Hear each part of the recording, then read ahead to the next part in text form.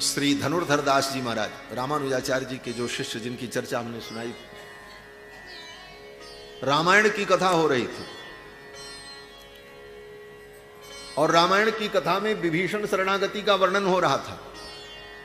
और जब विभीषण जी भगवान की शरण में आए तो जितने भगवान के परिकर थे, श्री हनुमान जी को छोड़कर और लक्ष्मण जी को छोड़कर जितने परिकर थे, सब ने विभीषण को आने से रोका और सब ने कारण बताए। बोले इसको घुसने मत देना, ये राक्षस का भाई है, ऐसा है वैसा है।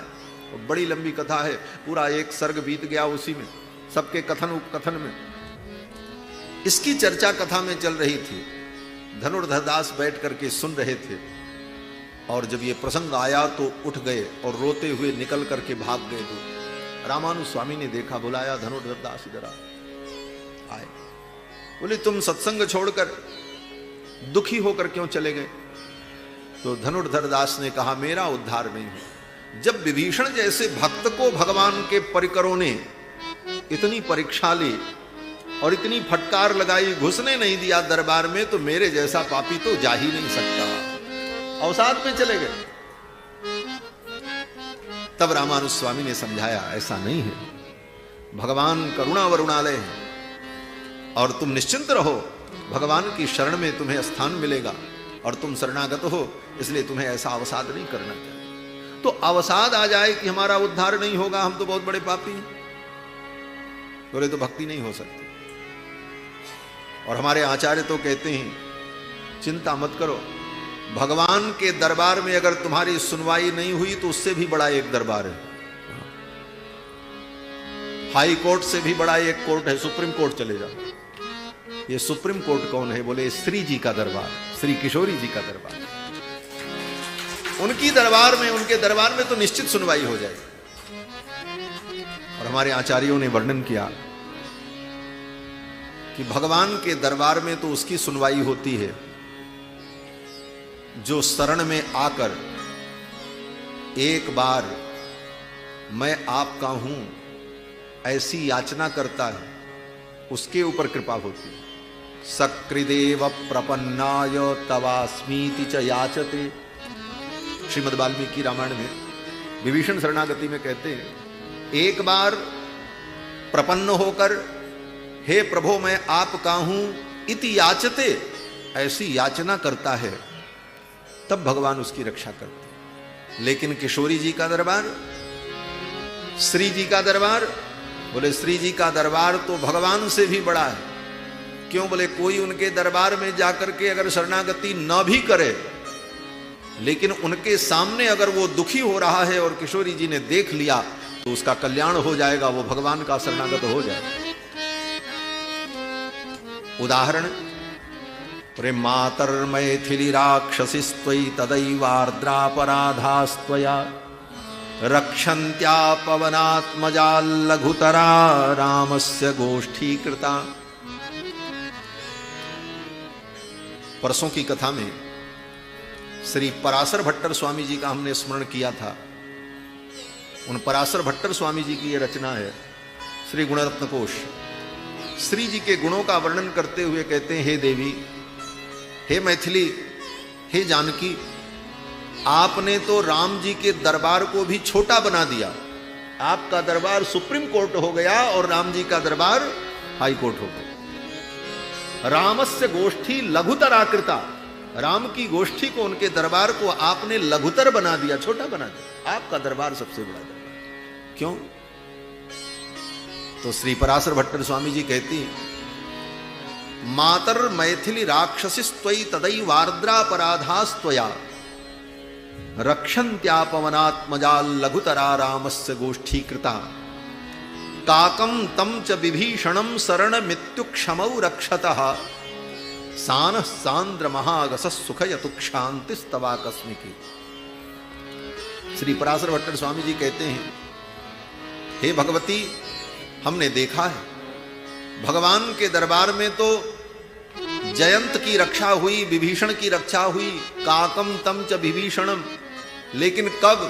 बोले शरण मित्युक्षमौ रक्षता, शरण में आकर के उन्होंने कहा कि मैं आपका हूं, मेरी रक्षा करो, तब लेकिन आपके दरबार में, आपके दरबार में हमने देखा है, उन राक्षसियों को देखा है। कौन सी राक्षसियां? बोले लंका की राक्षसियां, जो जानकी जी की रक्षा में नियुक्त थीं। रावण ने उनको नियुक्त कर रखा था और सब बड़ी दुष्टा थी। उन राक्षसियों ने जानकी जी का घोर अपराध किया था।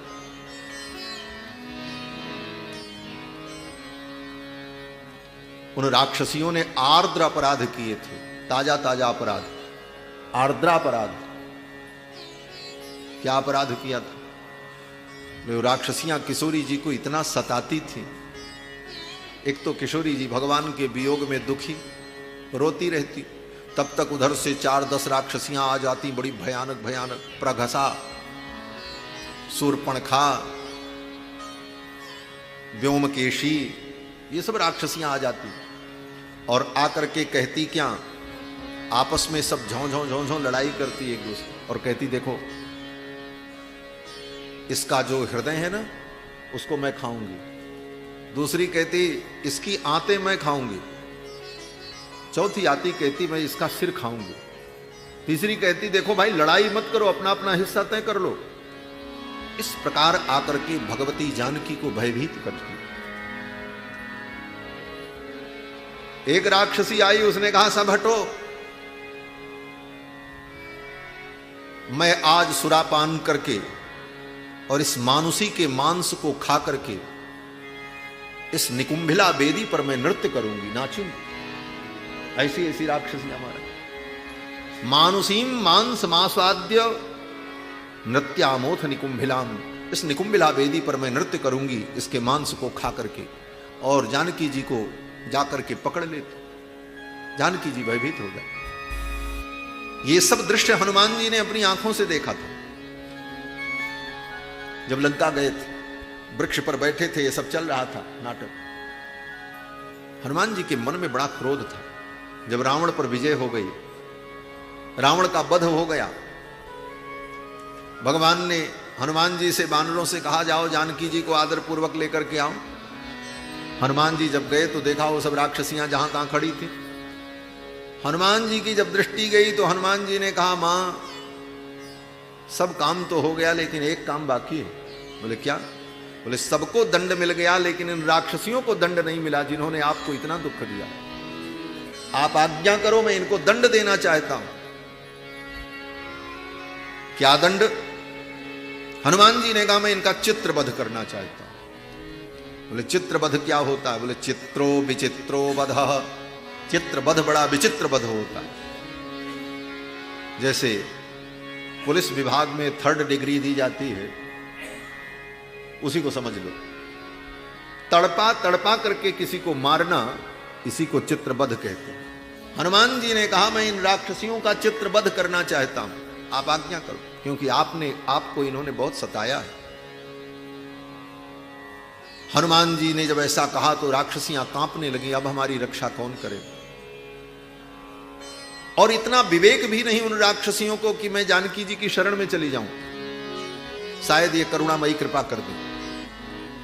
जानकी जी की शरण में भी नहीं गई और थरथर कांप रही थी, लेकिन उनको देखकर जानकी जी के हृदय में करुणा उत्पन्न हुई और जानकी जी ने हनुमान से कहा हनुमान मैं तो जानती थी कि तुम बुद्धिमताम वरिष्ठम हो, ज्ञानी नाम अग्रगण्यम हो, सकल गुण निधानम हो, लेकिन आज मुझे पता चला कि तुम बंदर के बंदर ही हो। वहां पर जानकी जी ने हनुमान जी को प्लवंगम यही कहा, प्लवंगम माने बंदर। हनुमान अंजनी सुत ये सब संबोधन नहीं किया, प्लवंगम तुम बंदर के बंदर ही हो। हनुमान जी ने कहा क्यों? बोले तुम इनको दंड देना चाहते, इनका क्या अपराध है? हनुमान जी ने कहा इन्होंने आपको सताया। जानकी जी ने कहा इन्होंने कुछ नहीं किया, ये तो अपने स्वामी रावण के आदेश से ऐसा कर रहे हैं। और सेवक कोई कार्य करता है तो वह कार्य उसके स्वामी का ही कार्य माना जाता है, और सेवक अगर कोई अपराध करे तो वह अपराध स्वामी का ही अपराध माना जाता है। भृत्यापराधे सर्वत्र स्वामिनो दंडमिष्यते, भृत्य के अपराध करने पर स्वामी को ही दंड मिलता है, और स्वामी को दंड मिल चुका है, रावण को दंड मिल चुका है, इसलिए ये दंड की अधिकारिणी नहीं है, इन्हें छोड़ दो। हनुमान जी के भय से उन राक्षसियों को जानकी जी ने मुक्त किया, जबकि वो राक्षसियां जानकी जी की शरण में नहीं आई। इसलिए आचार्य चरण इस भाव का चिंतन करते हैं और कहते हैं, मातर मैथिली राक्षसिस्त्वयि तदैव आर्द्रापराधास्त्वया रक्षन्त्या पवनात्मजा लघुतरा रामस्य गोष्ठी कृता। राम के दरबार को तो जानकी जी के दरबार ने आज छोटा बना दिया। तो भगवान की शरण में जीव आए, निश्चिंत होकर के आए, रक्षा होगी अवसाद से मुक्त होकर। और अगर वहां रक्षा नहीं हुई तो सुप्रीम कोर्ट तो है ही है, किशोरी जी तो है ही है, क्या चिंता है, करुणामयी जानकी जी तो है ही है। तो रामानुज स्वामी यही कहते हैं, अवसाद मत करो, अवसाद करोगे तो भक्ति नहीं। और दूसरी बात, उद्धर